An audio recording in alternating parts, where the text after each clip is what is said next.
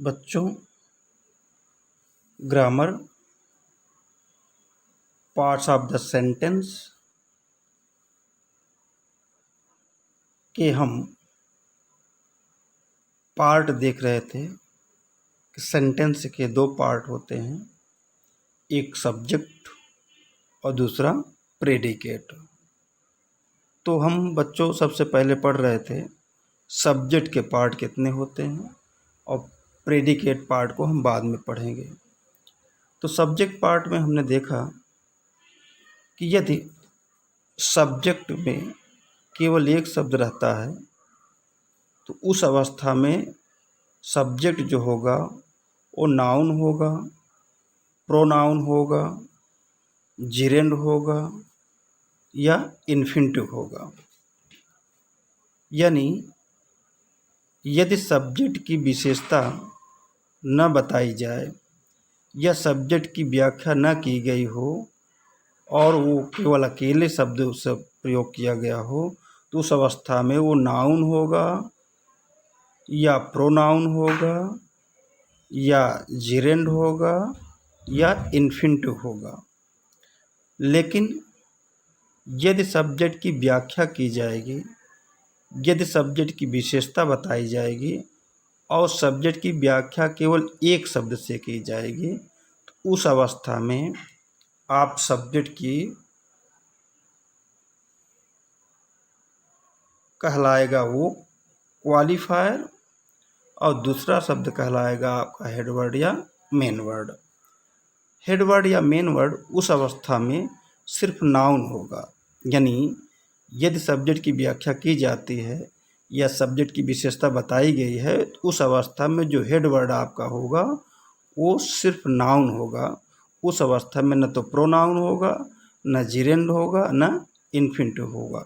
Only क्या होगा? केवल वो नाउन। यानी एक शब्द से व्याख्या की जाएगी तो वो पहला शब्द आपका कहलाएगा क्वालिफायर और दूसरा शब्द कहलाएगा आपका हेड वर्ड या मेन वर्ड। तो इतना तो हम कल दूसरे पार्ट में हमने देखा था। अब आगे आप देखिए कि यदि सब्जेक्ट की व्याख्या एक शब्द से ना करके एक से अधिक शब्दों से व्याख्या की गई है तो उस अवस्था में वो व्याख्या करने वाला शब्द तीन होगा। एक होगा आपका डिटर्मिनर, दूसरा होगा एडजेक्टिव और तीसरा होगा एडजेक्टिवल फ्रेज। यानी उस नाउन की विशेषता यदि एक से अधिक शब्दों से की गई है तो वो डिटर्मिनर होगा, एडजेक्टिव होगा या एडजेक्टिवल फ्रेज होगा। तो बच्चों, आज हम तीसरे टेबल में देखें, तीसरे टेबल वाले में टेबल नंबर 3 में देखिए, example number 1, a young man ran. तो फर्स्ट एग्जाम्पल में आप देखिए तो रैन आपका वर्ब हुआ। जहाँ से वर्ब शुरू होता है वो प्रेडिकेट कहलाता है और वर्ब के पहले जितने शब्द आपको लिखे गए हों वो आप कहलाएगा सब्जेक्ट। तो आप सब्जेक्ट में देखिए तीन शब्द है, ए, यंग और मैन। यानी मैन जो है आपका हेड वर्ड या मेन वर्ड है। इस हेड वर्ड या मेन वर्ड का विशेषता जो है दो शब्दों से बताई गई है। एक आपका है ए और दूसरा है आपका यंग। यानी पहले वाले ए को कहेंगे हम डिटर्मिनर और दूसरे वाले शब्द को यंग कहेंगे एडजेक्टिव और मैन क्या होगा? वो हेड वर्ड या मेन वर्ड होगा। उसी तरह दूसरे एग्जाम्पल में आप देखिए, दैट ब्लैक डॉग बार्क्स। तो यहाँ पर डॉग जो आपका हेड वर्ड है, डॉग शब्द आपका हेड वर्ड है। इस हेड वर्ड की व्याख्या दो शब्द की गई है, एक है दैट और दूसरा है ब्लैक, यानी दैट क्या होगा, वो डिटर्मिनर कहलाएगा और ब्लैक क्या कहलाएगा, आपका adjective.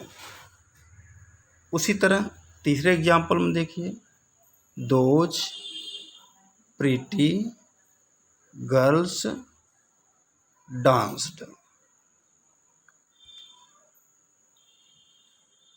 Those pretty girls dance, तो गर्ल्स आपका हो जाएगा हेडवर्ड। अब इस गर्ल्स की विशेषता दो शब्दों से बताई गई है, एक है दोज और दूसरा शब्द है प्रीटी। तो दोज को आप कहेंगे डिटर्मिनर और प्रीटी क्या कहलाएगा, एडजेक्टिव, और गर्ल्स जो है हेडवर्ड मेन वर्ड है। अब आप हेडवर्ड मेन वर्ड इसमें ध्यान दीजिए, तीनों एग्जाम्पल में हेडवर्ड कौन है, मैन है, डॉग है और गर्ल्स है। ये तीनों क्या हैं, नाउन है। यानी जब व्याख्या की गई है, जब विशेषता बताई गई सब्जेक्ट की, तो उस अवस्था में जो हेड वर्ड है वो नाउन है। दो शब्दों से बताई गई विशेषता, इसलिए जो क्वालिफायर था वो क्वालिफायर आपका कहलाएगा आपका डिटर्मिनर। बच्चों अब टेबल नंबर 4 में देखिए, 4 वाले में my younger son in Kanpur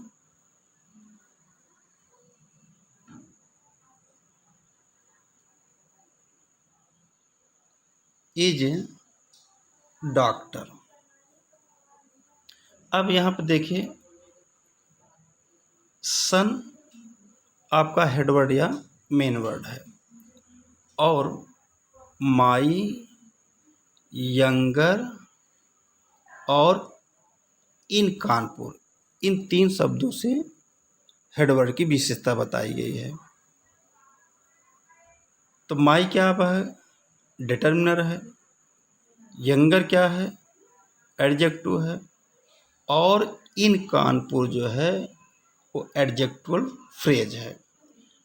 बच्चों कल हमने आपको बताया था कि एडजेक्टिव फ्रेज क्या होता है, वो शब्द समूह होता है। जब किसी भी सब्जेक्ट की विशेषता बताई जाती है और शब्द समूह से विशेषता बताई जाती है तो कहलाता है फ्रेज। तो यहाँ पर इन कानपुर ये फ्रेज है, एडजेक्टिव फ्रेज।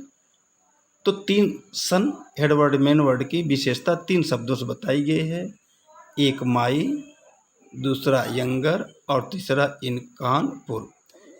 इन तीनों शब्दों में आप देखें कि हेड वर्ड के पहले केवल दो शब्द प्रयोग है, माई और यंगर, यानी डिटर्मिनर और एडजेक्टिव जो होता है वो हेड वर्ड के पहले लिखा जाता है, और एडजेक्टिव फ्रेज जो होता है वो हेड वर्ड के बाद लिखा जाता है। यानी यदि सब्जेक्ट की विशेषता दो से अधिक शब्दों से बताई गई है तो पहला शब्द आपका डिटर्मिनर होगा और दूसरा शब्द आपका एडजेक्टिव होगा और तीसरा आपका एडजेक्टिव फ्रेज होगा। तो हेड वर्ड या मेन वर्ड के पहले केवल हम दो शब्दों का प्रयोग कर सकते हैं, डिटर्मिनर और एडजेक्टिव, और अगर विशेषता बताई गई है, एडजेक्टिव फ्रेज प्रयोग किया गया है तो हेड वर्ड या मेन वर्ड के बाद आता है। इसी तरह बच्चों आप दूसरे एग्जाम्पल में देखिए, दूसरे एग्जाम्पल में a black crow sitting on a wall flew away. तो बच्चों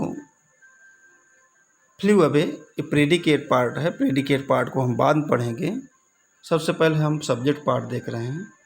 तो आपका देखिए a black crow sitting on wall, यहाँ पे क्रो आपका जो है वो हेड वर्ड या मेन वर्ड है। तो क्रो से पहले आप देखें हेड वर्ड या मेन वर्ड के पहले दो शब्द का प्रयोग किया गया है, एक आपका है ए और दूसरा है ब्लैक, और क्रो के बाद लिखा गया है सिटिंग ऑन ए वॉल, यानी फ्रेज जो है सिटिंग ऑन ए वॉल है, क्योंकि ये शब्द समूह में है इसलिए हम हेड वर्ड या मेन वर्ड के बाद प्रयोग करेंगे। ए आपका कहलाएगा डिटर्मिनर, ब्लैक कहलाएगा आपका एडजेक्टिव और क्रो होगा आपका हेड वर्ड या मेन वर्ड। उसी तरह तीसरे एग्जाम्पल में देखिए, the blind man with A stick is very rich. तो आपका हेडवर्ड कौन है? मैन है। मैन के पहले आप देखिए केवल 2 शब्द प्रयोग है, द और ब्लाइंड, और मैन के बाद जो उसकी विशेषता बता रहा है विथ ए स्टिक, वो बाद में प्रयोग किया गया है। इस तरह से मैन के पहले 2 शब्दों का प्रयोग किया गया है, द और ब्लाइंड। तो द आपका कहलाएगा डिटर्मिनर, ब्लाइंड आपका कहलाएगा एडजेक्टिव और मैन आपका होगा हेडवर्ड या मेन वर्ड, और उसके बाद विथ ए स्टिक कहलाएगा एडजेक्टिवल फ्रेज। तो बच्चों तीसरी टेबल में आप देखें कि हेडवर्ड या मेन वर्ड के पहले केवल 2 शब्दों का प्रयोग किया जाता है, यानी डिटर्मिनर और एडजेक्टिव जो होता है हेडवर्ड के पहले आता है, और एडजेक्टिव फ्रेज जो होता है हेडवर्ड के बाद आता है।